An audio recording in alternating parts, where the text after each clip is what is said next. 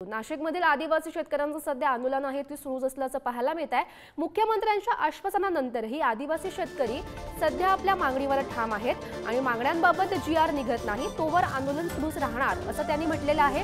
आदिवासी शेतकरी आंदोलनाचा आजचा 6वा दिवस आहे आणि आदिवासी शेतकऱ्यांच्या शिष्टमंडळासोबत जिल्हाधिकारी कार्यालयात पुन्हा बैठकीला सुद्धा सुरुवात झाली आहे। तर महत्त्वाची बातमी आपण खरं तर पाहतोय आणि नाशिकमधील आदिवासी शेतकऱ्यांचं हे आंदोलन आहे ते सुरूच असल्याचं आपल्याला पाहायला मिळत आहे। तर या संदर्भात माहिती देत आहेत आमचे प्रतिनिधी किरण ताजरे सध्या आपल्या सोबत आहेत।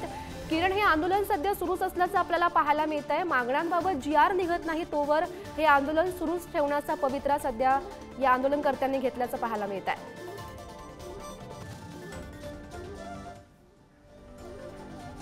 गौरी, खरं म्हणजे मुख्यमंत्री एकनाथ शिंदे यांच्यासोबत कालच्या दिवशी बैठक झाली होती। बैठक सकारात्मक झाली होती आणि त्याचं इतिवृत्त घेऊन जिल्हाधिकारी या मोर्चेकरांच्या शिष्टमंडळाशी संवाद साधणार होते, चर्चा करणार होते आणि याबाबतची आजची पहिली जी बैठक होती ती बैठक पार पडली होती। या बैठकीमध्ये कुठलाही तोडगा निघाला नाही किंवा अंमलबजावणीच्या संदर्भामध्ये कुठलाही ठोस निर्णय घेण्यात आला नाही आणि त्या सगळ्या पार्श्वभूमीवर पुन्हा एकदा आता देखील बैठक सुरू झालेली आहे। आजची ही दुसरी बैठक आहे आणि या सगळ्या आंदोलनाच्या पार्श्वभूमीवर जर बघितलं तर ही 5वी बैठक आहे।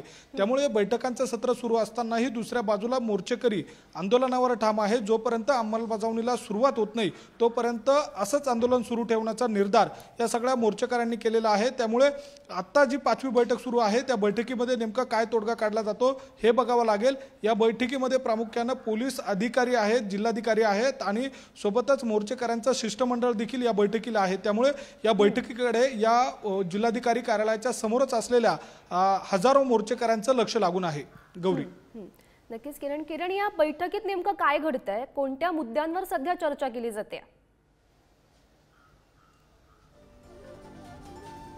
खरं म्हणजे या सगळ्या मोर्चेकरांची प्रमुख मागणी जी आहे ती वनपट्ट्याच्या संदर्भातली आहे। वनपट्टे जे 4 हेक्टरपर्यंतची त्यांची मागणी करण्यात आलेली आहे त्यानुसार ते देण्यात यावे आणि सोबतच हे वनपट्टे देत असताना स्वतंत्र सातबारा असावा ही प्रमुख मागणी आहे। आणि यांसह जुनी पेन्शन योजना असेल, घरकुल योजना असेल, घरकुल योजनेमध्ये जे शासनाच्या माध्यमातून अनुदान दिलं जातं त्या अनुदानाची जी रक्कम आहे ती तोकडी आहे आणि ती वाढवून द्यावी अशा स्वरूपाची मागणी आहे।